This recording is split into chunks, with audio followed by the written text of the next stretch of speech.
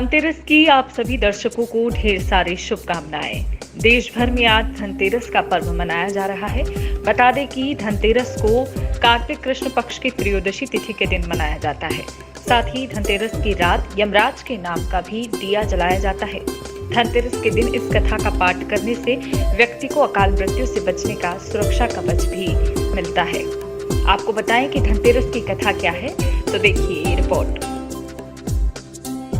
एक बार यमराज ने अपने दूतों से पूछा कि क्या लोगों के प्राण लेते समय तुम्हें किसी पर दया भी नहीं आती? यमदूत संकोच में पड़कर बोले, नहीं महाराज, हम तो आपकी आज्ञा का पालन करते हैं, हमें दया भाव से क्या लेना। यमराज ने सोचा कि शायद ये संकोच के कारण ऐसा बोल रहे हैं। यमराज उन्हें निर्भय करते हुए बोले, संकोच मत करो, यदि कभी भी कहीं भी तुम्हारा मन पसीजा हो तो निडर होकर कहो। तब यमदूतों ने डरते डरते बताया, सचमुच एक ऐसी ही घटना घटी थी महाराज, जब हमारा हृदय कांप उठा था। यमराज ने बड़ा उत्सुक होकर पूछा कि ऐसी क्या घटना घटी थी। दूतों ने कहा कि महाराज, हंस नाम का राजा एक दिन शिकार के लिए गया।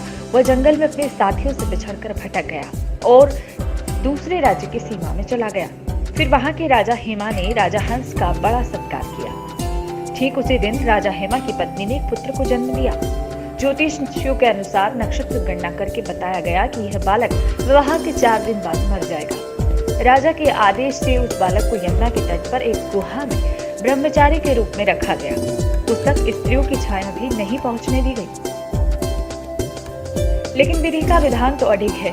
समय तेजी से बीतता गया। संयोग से एक दिन राजा हंस की युवा बेटी यमुना के तट पर निकल गई और उसने उस ब्रह्मचारी बालक से गंधर्व विवाह कर लिया।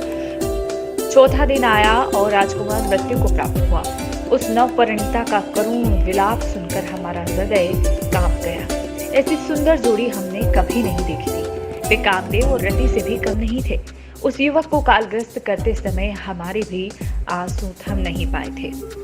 यमराज ने द्रवित होकर कहा कि क्या किया जाए। विधि के विधान की मर्यादा बनाए रखने के लिए हमें ऐसा अप्रिय कार्य करना पड़ा।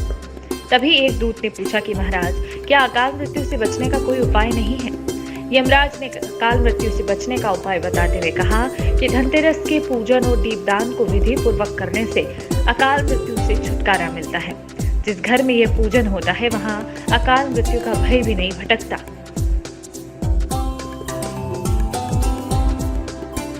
इसी घटना से धनतेरस के दिन धन्वंतरी पूजन सहित दीपदान की प्रथा का प्रचलन शुरू हुआ। इस दिन को यमदीपदान भी कहा जाता है। मान्यता है कि ऐसा करने से यमराज के प्रकोप से सुरक्षा मिलती है और पूरा परिवार स्वस्थ रहता है।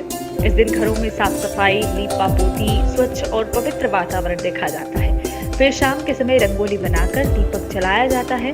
धन और वैभव की देवी माता महालक्ष्मी का आह्वान किया जाता है और इसी प्रकार देश भर में देवी महालक्ष्मी को मानने वाले उनके श्रद्धालु आज जगह जगह मंदिरों पर भी उनके दर्शन करने पहुंचते हैं और धनतेरस का पर्व मनाते हैं।